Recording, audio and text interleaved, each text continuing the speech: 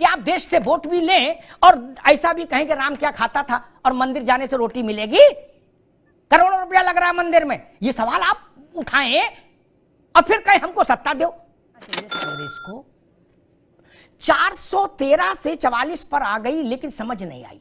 मैं इसीलिए कहता हूं दिमागी, अभी रुक जाओ भाई, दिमागी बुखार है। उनके बयान देने से दिग्विजय सिंह जो सवाल उठा रहे हैं, हरिप्रसाद जो बोल रहे हैं, उससे कांग्रेस के नुकसान की भरपाई हो जाए तो उनके बयानों का हनुमान चालीसा की तरह जाप करो। जिन नेताओं को नहीं हजम हो रहा वो शांति धारण नहीं कर सकते। करनी चाहिए भाई, ठंड भी इतनी है, चुपचाप चिल मारो, रजाई ओढ़ के सो। नहीं, इंडिया गठबंधन के इक्के को एजेंडा में सनातन के अपमान और मोदी के गाली देवे के अमिताभ अग्निहोत्री जे अपन बेबाक बोल से इन विपक्ष लोगन के उल्टा लटका देवेलस। देखिए लोगन, अमिताभ अग्निहोत्री के जोरदार डिबेट। आप अच्छा नहीं बोल सकते तो मौन हो जाइए। नहीं, ये कोई चुनावी कॉन्फ्रेंस तो है नहीं, मंदिर बन रहा है। अच्छा नहीं बोल सकते, पेट में दर्द है, कुंठा है, अंदर जलन है, एसिड बन रहा है, एंटासिड खा के चुप सो जाइए, मत बोलिए, 22 तारीख के बाद उठिए, मत देखिए आंखों से। लेकिन ये इजाजत देश नहीं दे सकता कि आप देश से वोट भी लें और ऐसा भी कहें कि राम क्या खाता था और मंदिर जाने से रोटी मिलेगी, करोड़ों रुपया लग रहा है मंदिर में, ये सवाल आप उठाएं और फिर कहें हमको सत्ता दो। जिन्होंने अपने घर अरबों के बनवा लिए, घर में ऐसे ऐसे घर बनवा लिए रत्नाकर भाई, जहां जहाज उतारा, हेलीकॉप्टर उतर जाता है, क्या वो भगवान राम के मंदिर में सवाल उठा रहे हैं, और वो भी माइक से। रत्नाकर, खासतौर पर सियासत वालों को तो वैसे भी दूर रहना चाहिए इन सब झमेलों से। जी। खेमचंद जी, लालू जी का परिवार मैदान में आया है, तेजस्वी बाबा कह रहे हैं कि मंदिर में रुपया क्यों लगाया, मंदिर से रोटी मिलेगी। अब उनको ये पता नहीं, शायद ज्ञान कम है कि मंदिर से रोटी भी मिल रही है, मुफ्त में भी मिल रही है और रोजगार से भी मिल रही है। मैं उदाहरण दे सकता हूं, डाटा दे सकता हूं, आंकड़े दे सकता हूं। और तेजस्वी यादव की समझ के लिए एक बात कह के आपसे एक सवाल पूछूंगा। भारत में बड़े हिंदू मंदिरों के चलते 5 करोड़ लोगों को सीधा रोजगार मिला है। यह तेजस्वी यादव को समर्पित है जानकारी, और तेजस्वी यादव के जरिए इंडिया अलायंस के नेताओं को समर्पित है जानकारी। 5 करोड़ लोगों को सीधा रोजगार बड़े हिंदू मंदिरों के जरिए मिला हुआ है, यही जानकारी। अमिताभ जी, पहली चीज तो ये कहना चाहूंगा मैं स्पष्ट रूप से कि जितेंद्र आव्हाड जी एक महाराष्ट्रियन है, और महाराष्ट्रियन लोगों की हिंदी थोड़ी तंग होती है। जहाँ की मैं जानता हूँ, बहुत करीबी इन लोगों से मिलता हूँ, और हिंदी वो किस तरह से बात करते हैं बहुत तंग होती है। दूसरी चीज मैं कहना चाहूंगा, अगर कहीं पे भी धर्म के आचरण से अलग कुछ आचरण किया जाएगा तो हम प्रश्न उठाएंगे, भले ही उसके लिए कोई धर्मगुरु हमें हिंदू विरोधी करार दे, राम विरोधी करार दे, लेकिन धर्म के आचरण के विरुद्ध अगर कोई कार्य किया जाएगा हम प्रश्न उठाएंगे। अभी हमारे ऊपर तो आप आलोचना लगा सकते हैं चीजों को, लेकिन आप वहीं पे दो शंकराचार्य, थोड़ा समय दीजिएगा, मैं डिटेल में बताऊंगा। नहीं, अब मैंने शंकराचार्य की बात अब शंकराचार्य से कर लेंगे, उनकी पैरोकारी आप मत करो। मैं दिग्विजय सिंह की पूछ रहा हूं, जब आपको इस बात की जानकारी कर लेनी चाहिए थी। दिग्विजय सिंह, रत्नाकर सिंह तो है नहीं, 10 साल चीफ मिनिस्टर रहे हैं, और वो कहते हैं कि हम तो खुद, हमारे तो राम अंदर बसे। तो उनको ये पता नहीं थी कि 2 मूर्तियां होंगी, एक अचल मूर्ति होगी, एक उत्सव मूर्ति होगी। उनको तो मंदिरों का विधान पता होना चाहिए ना, जो शोभा यात्रा में जाएगी मूर्ति। अचल मूर्ति तो उखाड़ के शोभा यात्रा में जाती नहीं है, ये बात पता नहीं थी क्या उनको? और तो फिर उन्होंने नया बखेड़ा क्यों खड़ा किया? शंकराचार्य अपने में सक्षम है निपटने के लिए, आप उनकी पैरोकारी मत पढ़ो, आप दिग्विजय सिंह की जिम्मेदारी लो भाई जी। शंकराचार्य ने क्या कहा राम मंदिर के संदर्भ में, ये भी उतना ही आवश्यक है जितना एक अनर्गल कोई अगर बात कहता है और उस पर चर्चा होती है, क्योंकि देश में हिंदू धर्म के रक्षार्थ ये शंकराचार्यों का पीठ बना और शंकराचार्य नियुक्त हुए। और शंकराचार्य आज भारतीय जनता पार्टी के बारे में क्या कह रहे हैं और मंदिर के आचरण के बारे में क्या कह रहे हैं, वो भी देश की जनता को जानना जरूरी है। मैंने दोबारा में अभी दिग्विजय सिंह को डिफेंड कर लो, रत्नाकर जी, अभी दिग्विजय सिंह को डिफेंड कर लो, शंकराचार्य सक्षम है। सिर्फ शंकराचार्य के बारे में जरूर कहूंगा, क्योंकि राम मंदिर से संबंधित है और ये चर्चा बयानबाजी पे ही है। शंकराचार्य निश्चलानंद सरस्वती ने प्रेस कॉन्फ्रेंस करके कहा है कि मैं राम मंदिर में जाना पसंद नहीं करूंगा, क्योंकि राम मंदिर का जो उद्घाटन हो रहा है वो मोदी जी के हाथों हो रहा है, और मैं वहां क्या करूंगा, बैठ करके ताली बजाऊंगा? धर्म का कार्य शंकराचार्य लोग नहीं करेंगे, राजनीतिक लोग करेंगे, तो मैं उसमें जाना बिल्कुल पसंद नहीं करूंगा। दूसरी चीज, मैं मुक्तेश्वर महाराज का, मैं वो भी शंकराचार्य, उन्होंने क्या कहा? उन्होंने कहा कि इस राम मंदिर का जो शिलान्यास हो रहा है उसका राजनीतिकरण हो रहा है। यह धार्मिक उत्सव है, यह देश के लोगों का उत्सव है, यह कोई राजनीतिक उत्सव नहीं है और राजनीतिक मंच नहीं है। ये शंकराचार्य लोगों ने अब बताएं, भारतीय जनता पार्टी के लोग, कि क्या शंकराचार्य लोगों को राम विरोधी कहेंगे? क्या शंकराचार्य लोगों को वो धर्म विरोधी कहेंगे? हम पूछ रहे हैं अगर कि जो 1949 में जो प्रकट हुई मूर्ति, उस मूर्ति को गर्भगृह में रखा जाएगा कि नहीं रखा जाएगा, तो हमको जो है मूर्ख बनाने की कवायद की जा रही है। आप कह रहे हैं कि ये कौन सा मूर्खता भरा प्रश्न है? अरे हम तो जनभावना को पूछेंगे आपसे कि वो जब प्रकट हुई मूर्ति है उसको आप जो है गर्भगृह में रख रहे हैं कि नहीं रख रहे हैं। और तीसरी चीज कहूंगा मैं, अभी वो आया हुआ MIM के ओवैसी जी के बयान पे, देखिए जिस प्रकार धार्मिक पार्टी है भारतीय जनता पार्टी, उसी प्रकार धार्मिक पार्टी है MIM, और ये एक दूसरे को भड़काऊ बयान देते रहते हैं, डराने की राजनीति करते हैं अपने समुदाय को, ताकि राजनीति अब रोक दीजिए रत्नाकर सिंह की आवाज, 3 मिनट हो गए, अब रोक दीजिए आवाज, बिल्कुल रोक दीजिए। रत्नाकर सिंह अब नाराज होने का हक गया, बात 3 मिनट निर्विवाद बोल लिया, अब नहीं, अब इनकी आवाज रोक दीजिए, आगे आवाज। 2-3 चीजें हैं जो समझना चाहिए कांग्रेस को। 413 से 44 पर आ गई लेकिन समझ नहीं आई, मैं इसीलिए कहता हूं दिमागी, अभी रुक जाओ भाई, दिमागी बुखार है।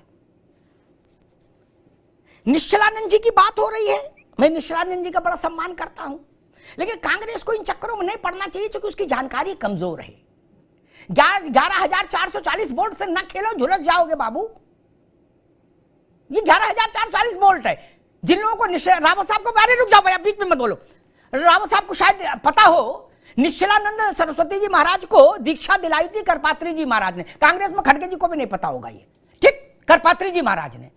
और ये उनके वो शिष्य थे निश्चलानंद जी महाराज, जिन्होंने जब काशी विश्वनाथ में एक दलित गया था तो करपात्री जी और निश्चलानंद जी दोनों ने कहा था काशी विश्वनाथ का मंदिर अपवित्र हो गया, अब मैं यहां कभी दर्शन नहीं करूंगा। क्या आप सहमत हैं? आप सहमत हैं? मैं इसीलिए कहता 11,440 वोल्ट नंगे हाथ से काहे नहीं छूते हो, बाद में पलट जाते हो। अच्छा हम कह रहे मोहन यादव ने, नहीं अब नहीं, रत्नाकर अब नहीं, मोहन यादव ने, सुरेश यादव ने, रामकृपाल यादव ने, जितनों ने बयान दिए भाजपाइयों ने, उनके बयान देने से दिग्विजय सिंह जो सवाल उठा रहे हैं, हरिप्रसाद जो बोल रहे हैं, उससे कांग्रेस के नुकसान की भरपाई हो जाए तो उनके बयानों का हनुमान चालीसा की तरह जाप करो। मैं आपके भले की बात कर रहा, आप कहा हम ही से नाराज हो रहे हो, करे ऐसी बात क्यों कह दी, वैसी बात क्यों कह दी? भैया देख तो लो कहां खड़े हो महाराज। और जो बात कह रहे कि दिग्विजय सिंह के सवाल को ऐसा कैसे हल्का बता दिया, पब्लिक डोमेन में ये जानकारी है। गर्भगृह में 2 मूर्तियां रहेंगी, ट्रस्ट की तरफ से ऑफिशियली ये जानकारी पब्लिक डोमेन में आज से नहीं महीनों से है। एक चल मूर्ति होगी, एक अचल मूर्ति होगी। अचल मूर्ति को हम, चल मूर्ति को हम उत्सव मूर्ति बोलते हैं हिंदू धर्म विधान में। ये बात तो पब्लिक डोमेन में है, फिर इस सवाल को शरारतपूर्ण क्यों नहीं कहेंगे? ठीक, देश, ठीक है रत्नाकर जब रुकना होगा, देश का ऐसा कौन सा शंकराचार्य है जिसको कांग्रेस के प्रवक्ता की जरूरत पड़े? नहीं ना, उनका बोलना वैसे ही देश सुनता है। कोई कांग्रेस पार्टी रिलीज जारी करेगी तब सुना जाएगा, मक्का के इमाम की बात तब सुनी जाएगी जब वो वैसी चिट्ठी लिखेंगे। गजब करते हो।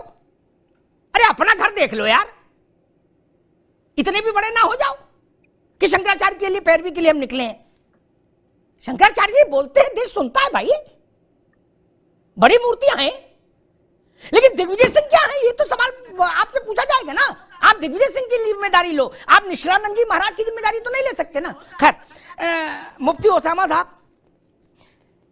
उनकी बात हमें तब भी समझ में आती है ओवैसी की, क्या उनकी लाइन लेंथ तो पता है, लेकिन इन बाकी लोगों को क्या हो गया?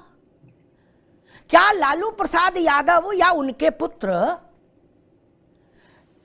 किसी बड़ी मस्जिद के लिए ये कह सकते हैं कि इस मस्जिद को बनाने में रुपया क्यों लगाया गया? नहीं ना। तो राम के मंदिर में तो रुपया सरकार ने लगाया नहीं, और ना लालू जी ने चंदा दिया, वो भी नहीं दिया, कोई दान भी नहीं दिया। तब वो ये सवाल कैसे पूछ रहे हैं कि भाई क्यों लाख वहां करोड़ों रुपया खर्च हो रहा है? वो तो जनता ने पैसा दिया, सरकार का पैसा तो नहीं। सरकार अपने पैसे से स्कूल, अस्पताल, पुल, सड़क सब बनवाए। और नहीं तो ये सवाल मंदिर के लिए पूछा जा रहा, तो मस्जिद के लिए भी पूछा जाए। उन्होंने कहा कि महाराष्ट्रियन को हिंदी नहीं आती। मैं एक चुनौती देता हूं जितेंद्र को, इसी भाषा में, उन्हें तो हिंदी आती नहीं, खेमचंद जी, जितेंद्र को हिंदी नहीं आती कांग्रेस के मुताबिक, चूंकि कांग्रेस उनके गोतिया है, मतलब रिश्तेदार है, इस वक्त एक ही अलायंस में है। तो ऐसे ही कि पवार की, शरद पवार क्या खाता है, शरद पवार क्या पीता है, ऐसा बोल दें, हम मान लेंगे उनको हिंदी नहीं आती। खेमचंद जी ठीक है, ये तो शरद पवार में तो उन्होंने राम के लिए बोल दिया, पवार तो राम नहीं है, चलो पवार के लिए बोल दें। खेमचंद जी ठीक है, भाई शरद पवार तो बुजुर्ग आदमी है, वो राहुल गांधी के लिए बोल दें। हाँ राहुल गांधी के लिए बोल दें, वो तो चलो अभी कहाँ जाता है, हाँ क्यों करता है, कैसे खड़ा होता है, क्या बोलता है, बुजुर्ग आदमी के चलो मान लिया कि नहीं बोल पाएंगे, लेकिन राहुल गांधी जी के लिए बोल दें, नहीं बोल पाएंगे। वो तो एक ही उम्र के हैं इस दोनों, तरीके से हमें नहीं डिफेंड करना चाहिए। और दूसरी किसी की कृपा से नहीं बन रहा, ठीक, सुप्रीम कोर्ट की कृपा से। किसी की नहीं, तो सुप्रीम कोर्ट तो यहां बैठा नहीं, ठीक, ना पार्लियामेंट में ना यहां है, इसलिए उसको छोड़ दो। किसी नेता की कृपा से नहीं, अभिनेता की कृपा से नहीं, पार्टी की कृपा से नहीं, किसी की कृपा से नहीं, सुप्रीम कोर्ट का जजमेंट है, हमारा पैसा है, हमारा मतलब भारत के 65 करोड़ लोगों ने 65 करोड़ लोगों ने 1 रुपया से लेके और 10 करोड़ तक दिया है, ठीक। तो जिन नेताओं को नहीं हजम हो रहा वो शांति धारण नहीं कर सकते। करनी चाहिए। भाई ठंड भी इतनी है, चुपचाप चिल मारो, रजाई ओढ़ के सो, नहीं नहीं, ठंड कहीं कहीं है, बहुत सी जगह गर्मी भी है, देश तो भर गर्मी के तो अलग निकल अलग जाएगी, तापमान है ना, गर्मी तो निकल जाएगी। अलग अलग तापमान है, दिल्ली में ठंड है, 90 दिन के बाद चुनाव है दोस्त, गर्मी तो निकल जाएगी, तब नहीं क्या गर्मी करिएगा? बढ़ जाएगी गर्मी बढ़ जाएगी जी। तो वो समय तो गर्मी बढ़ जाएगी।